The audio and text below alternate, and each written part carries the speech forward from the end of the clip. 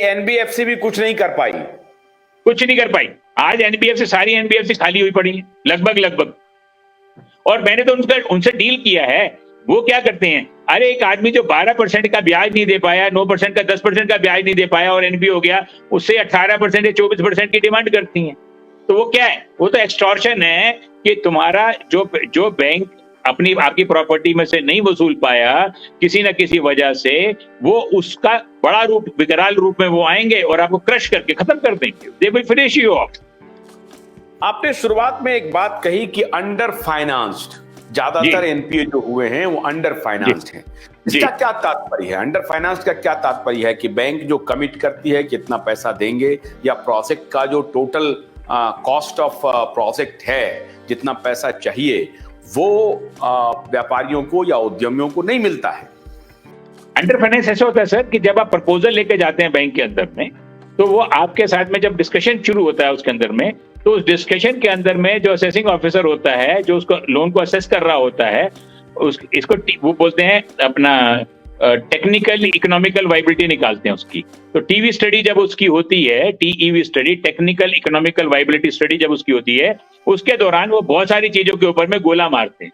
तो व्यापारी को क्या होता है कि वो ललायित होता है कि अपना प्रोजेक्ट किसी तरीके से स्टार्ट करना है, तो उनकी बातों के, उनके प्रेशर के अंदर में आके वो उनकी बात को मान जाता है। जबकि वो जो टीवी स्टडी करने वाला जो बैंक का कर्मचारी होता है ना, मैं उसकी बड़ी रिस्पेक्ट करता हूं, पर उसको व्यापार की नॉलेज जीरो होती है।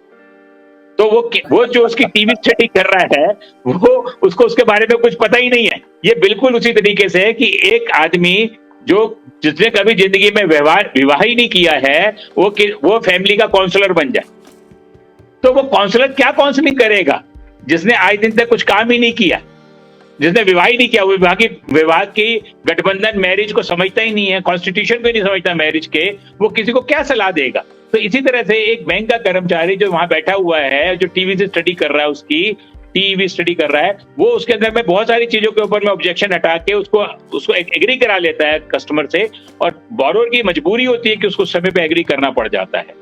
ये बोरोवर की मजबूरी होती है, उसको वो एक्सप्लॉइट करता है, और वो फिर क्या होता है, वो चीज आगे जाके सामने आ जाती है जब वो बिजनेस चलता है। तो एडवाइजरी जो कमिटी होती है, जो टेक्निकल असेसमेंट करती है, तो आप ये कह रहे हैं कि वहां पर कॉम्पिटेंट लोग नहीं होते हैं, जिसकी वजह से आधा एनपीए हो जाता है, आप ये कह रहे हैं?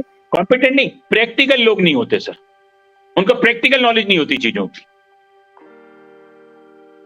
उनके पास में प्रैक्टिकल एक्सपोजर नहीं होता। नॉलेज होता है, किस नॉलेज होते हैं, लेकिन प्रैक्टिकल नॉलेज नहीं है। प्रैक्टिकल नॉलेज नहीं है, क्योंकि उनको व्यापार मालूम ही नहीं कि व्यापार क्या होता है।